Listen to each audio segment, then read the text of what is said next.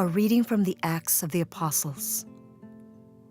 Peter proceeded to speak and said, "You know what has happened all over Judea, beginning in Galilee after the baptism that John preached, how God anointed Jesus of Nazareth with the Holy Spirit and power.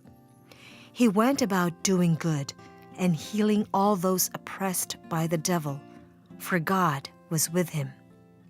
We are witnesses of all that he did, both in the country of the Jews and in Jerusalem.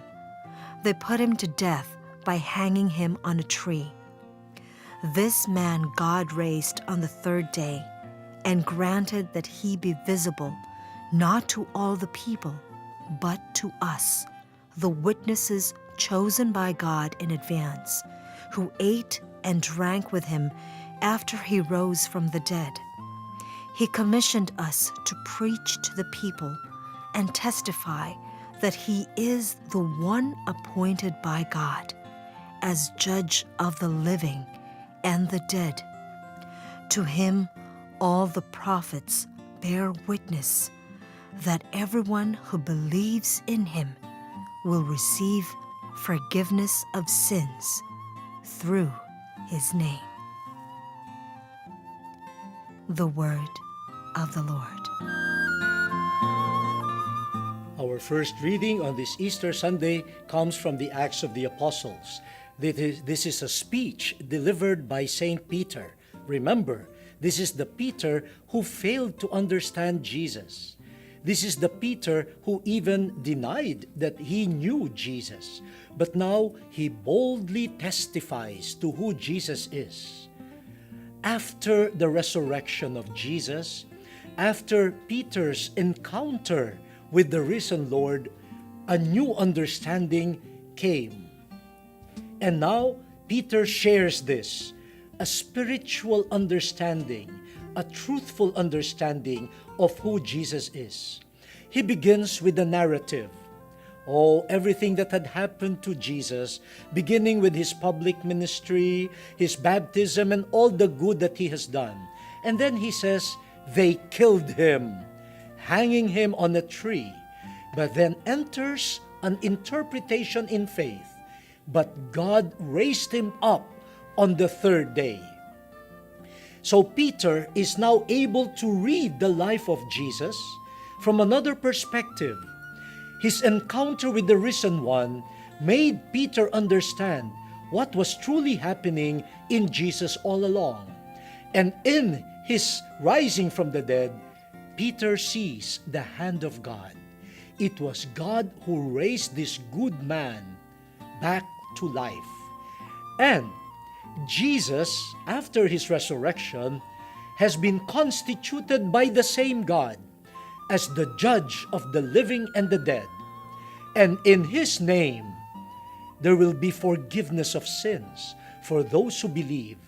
Imagine, this son of the carpenter, so often misunderstood even by his own disciples, now is declared by Saint Peter after his resurrection as the one raised by God from the dead, now the judge of the living and the dead, and also as the one in whose name we will find forgiveness of sins. In other words, the risen one has not just returned to normal earthly life. As far as Peter's testimony is concerned, it is not the case that Jesus, after being raised from the dead, goes back to our normal, daily, ordinary human life, eating, drinking as one of us, and who will eventually die again. No. In Peter's proclamation of faith, we find Jesus, the risen one, entering a new realm of existence, which is the existence of God. He now is risen, truly risen, retaining his humanity.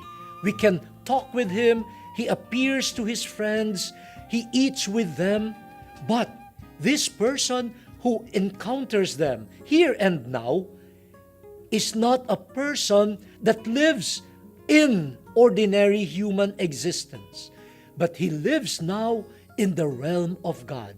That is why he can be judge of the living and the dead. And in his name, there is forgiveness of sins. So, what happens in the resurrection of Christ is something of a mystery.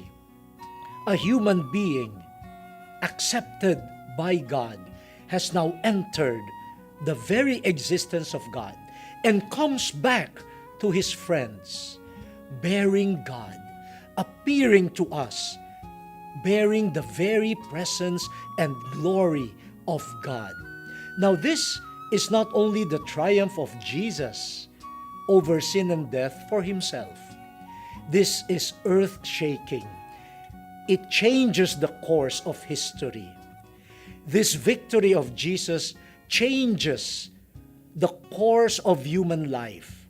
From now on, one human being, and with him, human beings, humanity, has entered the realm of God.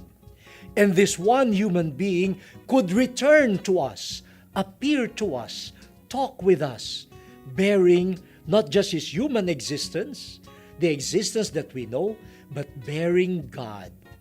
Wow! This is something that is beyond our imagination to capture.